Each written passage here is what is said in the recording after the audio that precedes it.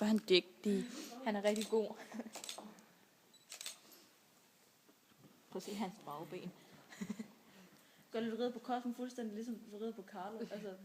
Lidt mere forsigtigt det gør, men du har fuldstændig, den måde du stopper ham på, så det ligner fuldstændig ligesom at du rider på Carlo. Ja, det er ikke engang løgn. Hvordan zoomer man ind på en iPhone? Det kan man ikke. Hvis du trykker på zoom-kameraet ud i kanten, så stopper du bare filmen.